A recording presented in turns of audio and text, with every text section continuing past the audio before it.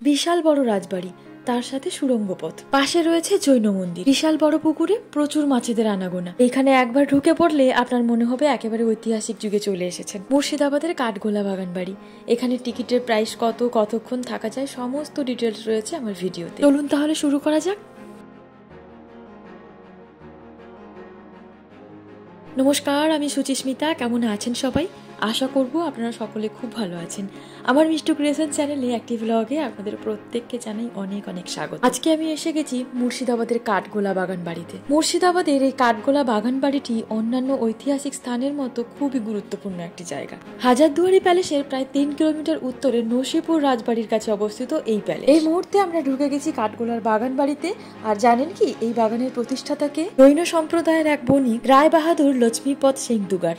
এই দুগার পরিবারের পূর্বপুরুষ ছিলেন জগৎ শেঠদের মুনি। আগেকার দিনে যে সমস্ত ধনী মানুষরা ছিলেন তাদের একটু শখ ছিল বাগান করার, আর সেই বাগানে শুধু ফুল নয়, সাথে সাথে অনেক রকমের ফলের চাষও করত। এই কাঠগোলা বাগানে কোনো এক সময়ে বিঘার পর বিঘা বিভিন্ন ধরনের ফুলের চাষ হতো।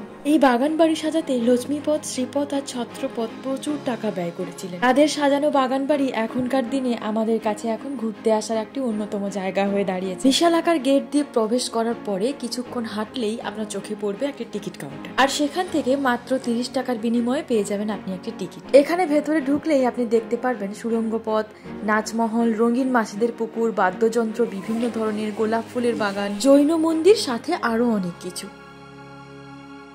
এখানে ঢুকেই প্রথমে চোখে পড়বে সেই গোপন সুড়ঙ্গ পথ, যা নাকি জগৎ শেঠ ভাগীরথী নদী আর হাজারদুয়ারি প্যালেসকে একসাথে করত। এই সুড়ঙ্গ পথের মাধ্যমেই রাতের অন্ধকারে পাচার করা হতো প্রচুর মূল্যবান জিনিস। কিন্তু আজকের দিনে ভাগীরথীর জল এখানে ঢুকে পড়ায় তা এখন ব্যবহারের অযোগ্য হয়ে গেছে। ঠিক অপোজিটেই রয়েছে নবনির্মিত চিড়িয়াখানা, যেটাতে একদম শেষে নিয়ে যাব আপনাদেরকে। বিশাল সিংহদুয়ার পেরিয়ে অবশেষে দেখা পেলাম সেই বৃহৎ অট্টালিকার। এখানে পা দিয়ে মনে হয়েছিল সময় থমকে গেছে, আবার ফিরে গেছি আমি ইতিহাসের যুগে। যেদিনটা আমরা গিয়েছিলাম ওখানে, সেদিন দেখতে পাচ্ছিলাম একটা কাপল এসছে ওখানে, আর তাদের বিয়ের আগে যে প্রি ওয়েডিং শুট হয় সেটা ওখানে শুট হচ্ছিল, আর সেটা আপনাদেরকে একটু শেয়ার করলাম।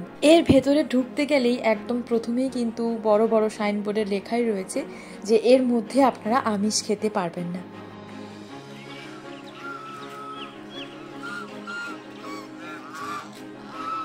আমার ভিডিওর জন্য বেশ কয়েকটা ক্লিপ নিচ্ছিলাম আমি ওই জায়গাটাতে গিয়ে, তারপর আওয়াজ পেয়ে পেছন ঘুরে এনাদের সাথে দেখা হলো। এই বিশাল বড় রাজবাড়িটি এখন মিউজিয়ামে পরিণত হয়েছে। এই রাজবাড়ির ভেতরে কিন্তু ফটোগ্রাফি এবং ভিডিওগ্রাফি সম্পূর্ণভাবে নিষিদ্ধ। তবে রাজবাড়ির মধ্যে একবার ঢুকে পড়লে ওখানে কিন্তু বেশ কিছুটা সময় যাবে, কারণ যে জিনিসগুলো আপনি একবার দেখবেন তার সামনে আরো একবার যেতে ইচ্ছে করবে। এই যে এটি ছিল প্রবেশ পথ, তো এর মধ্যে যেহেতু ভিডিওগ্রাফি একেবারেই বারণ, তাই এর ভেতরে গিয়ে আর কোনো জিনিসই আপনাদের সাথে শেয়ার করতে পারলাম না। এখন যাচ্ছি ব্যান্ড স্ট্যান্ডের দিকে। এটি বাগানের একেবারে মূল কেন্দ্রে রয়েছে। সিঁড়ি দিয়ে 4-5 ধাপ ওপরে ওঠেই এই কাচের চারদিকে ছাদনা দেওয়া জায়গাটিতে জানেন কি হতো? দিনের বেলায় পরিবারের ছেলে মেয়েদেরকে নৃত্য এবং গীতের তালিম দেওয়া হতো, আর সন্ধ্যেবেলায় পাশ্চাত্য গীত এবং নৃত্যের মাধ্যমে অন্যান্যদের মনোরঞ্জন করা হতো। এবার আপনাদেরকে দেখাবো দাদা বাড়ি। এই দাদা বাড়িতে দাদাগুরুর একজোড়া চরণ স্থাপিত রয়েছে, যেটিকে অত্যন্ত শুভ বলে মনে করা হয়। এই জায়গাটিতে এখনো রেনোভেশনের কাজ চলছে, তখনও পর্যন্ত কমপ্লিট হয়নি। এই বাগান বাড়িটির নাম কাঠগোলা হওয়ার পেছনের অনেকের অনেক রকমের মন্তব্য রয়েছে। কেউ কেউ বলেন এই জায়গায় প্রচুর কাঠের গোলা পাওয়া যেত, আবার কারো কারো মুখে শোনা যায় এই জায়গায় কোনো এক সময়ে প্রচুর কাঠগোলাপের চাষ হতো। এক পা এগিয়ে সামনে আসলেই দেখতে পেলাম একটি বিশাল বড় জলাশয়, আর সেখানে বিরাট বড় বড় মাছেদের আনাগোনা।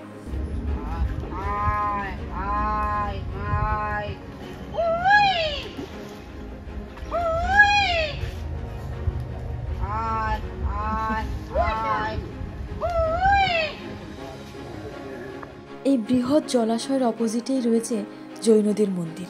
মোট 24 জন জৈন তীর্থাঙ্করের মধ্যে 3 জন তীর্থাঙ্করের মূর্তি রয়েছে এই জৈন মন্দিরে। পুরো মন্দিরটি সাদা রঙের মার্বেল পাথরে নির্মিত, আর তার চারদিকে রয়েছে রং বেরঙের ফুলের গাছ। এর ভেতরে প্রবেশ করতে গেলে আপনাকে জুতো খুলে তারপর প্রবেশ করতে হবে। এই মুহূর্তে রয়েছে জলাশয়ের ধারে কাঠগোলা রাজপ্রাসাদের ঠিক বিপরীতে। এই জলাশয়ের মধ্যে রয়েছে রং বেরঙের নানান মাছ, আর সাথে সাথে বেশ কয়েকটা হাঁসও।